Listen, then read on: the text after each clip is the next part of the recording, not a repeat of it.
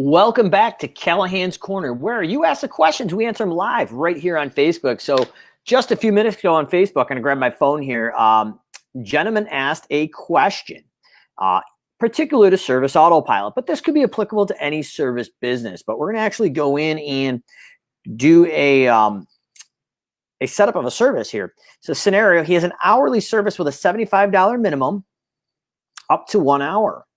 And then he basically charges $30 per half hour thereafter.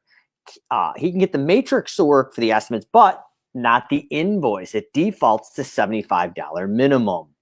Also, do not have a custom field with this service. So the way we're going to tackle this is I'm going to open up my screen and kind of demystify the system here. So let me share my screen here, narrow this down here, and go in. I'm going to go in and add a service. Now, I'm going to put this in as our test hourly service. And when we're building out a service in Service Autopilot, we need a code. So I'm just going to copy and paste this for speed. We're going to need an invoice description. We're going to need an account. And I'll just put this as maintenance service. And if you're using QuickBooks and you utilize classes, you are going to be required to put a class in here. Now, the service mode is probably where this gentleman got hung up, or the default rate and budgeted hours. So we're going to go in, instead of flat rate or per unit, we're actually going hourly at this point. You'll see when I click back to per unit, what we traditionally do, that has changed up here in the upper right hand corner. So you'll see a lot of times in Service Autopilot that when you do this, as you click or hit something, it expands into significantly more options. So in this gentleman's example here, I don't have it open on my phone, but we'll let me just grab this here. So his minimum is $75, and his default rate thereafter is $60 per hour because he was charging $30 per half hour thereafter. So my default rate is going to be $60 per man hour. The minimum amount is going to be $75. And the minimum amount message. Now you notice this is new. So this is what shows up on the invoice if the minimum amount basically threshold hasn't gone over. So we charge a minimum of 1 hour reflected in the charge of, and I believe his minimum was $75. Now, full transparency, I'm not sure if there's a character limit. So when we go to save, we will know. We also need to go in and put an estimate description. And in the rate matrix, you'll notice that it's changed a little bit here. So we have from and to rate, budgeted hours, and cost. So we would go in and do our quantity rate times visits. And in this example, I haven't really built this out ahead of time. So you'd want to use something like the SimpleGrowth blueprint. But let's say it's lawn mowing man minutes. This could be fall cleanup man minutes. How many minutes we think it's going to take. But we could say between 1 and 60 minutes is the rate of 75. Budgeted hours is 1. And then the cost break even would be in there. So right here it says the system will look up the value stored in the specific custom field and auto-populate when quoting.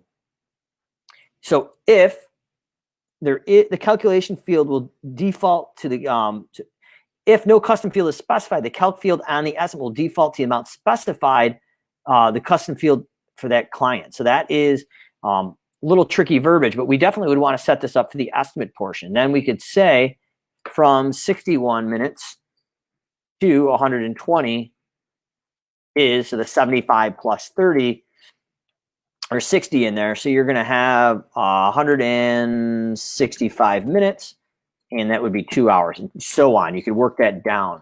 So what we're going to do is just basically highlight that you've got to set your default rate. You need your minimum amount, and it needs to be set to hourly. When you do that, it sets up the minimum amount message. Okay. So once we have that in there, we're going to hit save, and we're going to go into our test client and actually set this job up so we can actually see what it looks like and actually make sure this works the way it should. So now that we have that, we're going to go in and hit add an estimate.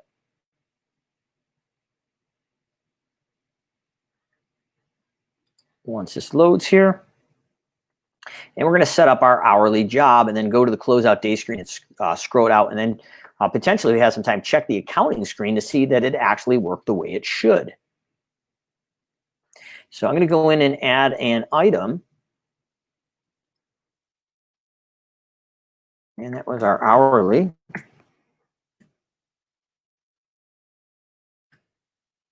Test hourly service. I'm going to hit apply. Now, obviously, you'd want to select a template that's connected to your estimate email document grid, but just for time's sake here, we're going to put that in. But we're going to go in and calculate this. Rate matrices out here, and it preloaded. So I'm going to draft a quote, and I'm going to hit save. I'm going to hit schedule, and I'm going to convert this lead into a client. And that's pretty essential for database hygiene. Make sure you don't have a lead and a client is the same person.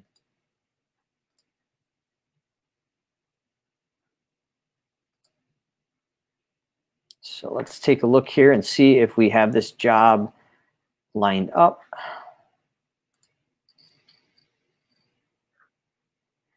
And we'll just add this manually here. So we're going to add this job here as a hourly job with a minimal. If you add the job button, traditionally you'd want to run that right off the estimate, but for time's sake, I'm just going to do a one-time job so you know the day it's actually happened. There's other types of jobs you can do is a reoccurring job. Maybe you have a spring cleanup that goes out several trips with the same methodology, or a waiting list job. Maybe it has to be done this month, but not today. So we're going to grab that hourly service. I'm going to assign it to, let's say, cleanup crew number 1.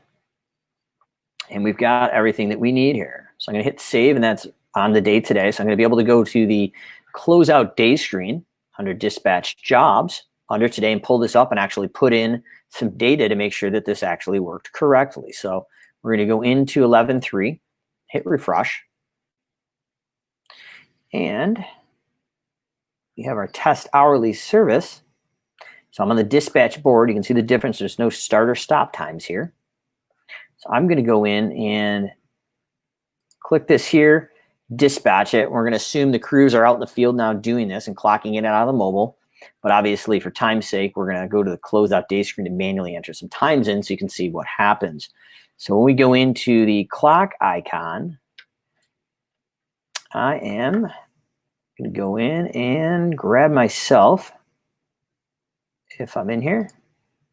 And I'm going to say I clocked in and out of this job from 11 a.m.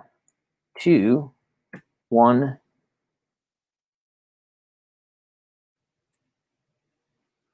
p.m. Obviously, this would probably be being done in the mobile. I'd recommend that. So we'll click in here. Time varies on job. So when I made that entry here, I did not do that. So if you see times on vary, it will show 2 different clock ins or clock outs. So 11 a.m. to 1 p.m. All right, so we don't have time varies on job, but we can see it. And we were charging $75 for a minimum, but $60 an hour if it was over that threshold. So you can see that time now is charged out to $120. So when you're going in for checking this at the end of each day, you want to make sure you got a start and stop time that makes sense, a budgeted hours, which you do not in here because it was a test example, but you'd want it like we have it here, and a rate and an amount. So let's go in then and play the game. Let's say this is under an hour. So let's say it's 11 a.m. to 11:20 a.m. So 20 minutes, but we need a default minimum there. So this should, if we're doing it correctly, default that out. So once again, we've defaulted out to $75 as a minimum because it's less than an hour. So that is how we're going to go out and create a minimum on an hourly service. So comments and questions drop below in the live recorded version. I'll keep an eye on this video for the next 24 to 48 hours. Callahan's Corner, you ask the questions, we answer them live right here on Facebook. Looking forward to, if you're watching this before next week in November, SA Thrive, SA's regional event, going to be going live talking about conversational marketing and all the things you need to be doing in your business to be ahead of the next shift in buying habits. It's being accelerated by COVID. In addition, I want to give a big shout out to Service Autopilot Academy, where I spent about 5.5 hours live with Jonathan Petoshnik, the co-owner of Service Autopilot and of the Lawn Care Millionaire, helping Service Autopilot Academy members learn how to do this in their business. And I believe there is a Service Autopilot Academy exploratory call or something you can log into during the live SA Thrive event to learn about Academy with Jonathan live. So look forward to seeing you at SA Thrive, Callahan's Corners. You ask the questions, we answer them live right here on Facebook. We'll see you tomorrow with your pre-submitted questions.